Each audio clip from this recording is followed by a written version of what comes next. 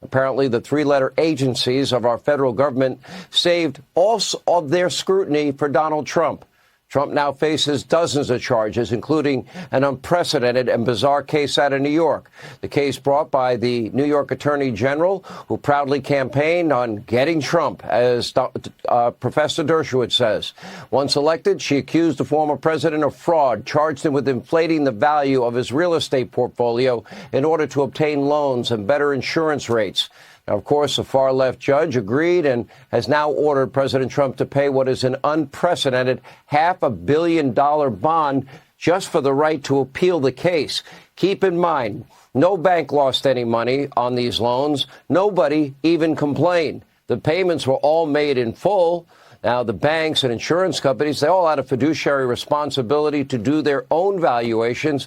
And to top that off, the Trump Organization had in every single deal they made a disclaimer that was given to all banks and all insurance companies not to use the Trump Organization's valuations. And as it turns out, the only person who took exception to these valuations was the far-left judge, the guy without any real estate experience, who actually valued Mar-a-Lago at a mere $18 million. When you have small lots, that's 22 plus acres there. It's on the ocean and on the intercoastal. You have, oceanfront lots, 2 acres, selling for $200 million. One in one case, I don't know if they sold it yet. Another one, an acre and a half for $150 million, and that's not even right on the ocean.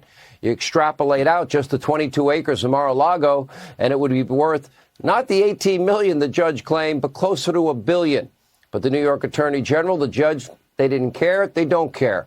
Remember, the AG promised to get Trump, and now she is reportedly planning to seize Trump Tower if the 45th president fails to produce the $500 million in cash by Monday for the right to appeal this verdict. Joining us now with reaction, Fox News contributor, former Speaker of the House, Newt Gingrich. I don't know what to say about this. There's a part of this that is extremely chilling to me, and I would imagine you have the same reaction when you just look at the basic facts here. Look, I think you have to back up a minute and take a long view. You have a totally corrupt New York system.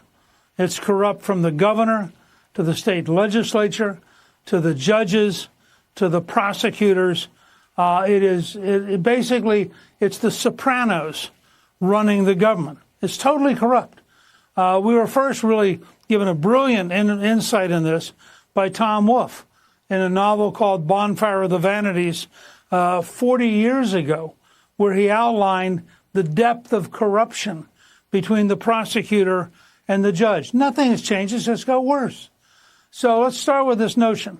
New York now is a corrupt state. New York City is a corrupt city.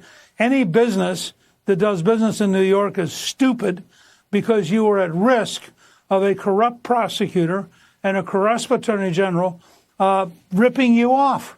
Now, Trump's a unique case because he is the most powerful anti-establishment politician since Andrew Jackson. So he is an enormous threat to every corrupt politician in the country, from Joe and Hunter Biden down through New York and on to California. And that's what we're witnessing. But we got to look at the larger historical picture.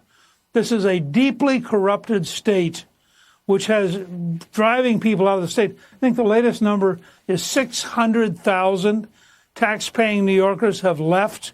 And you'll see it in the size of the state government's budget deficit. Same thing's happening in California.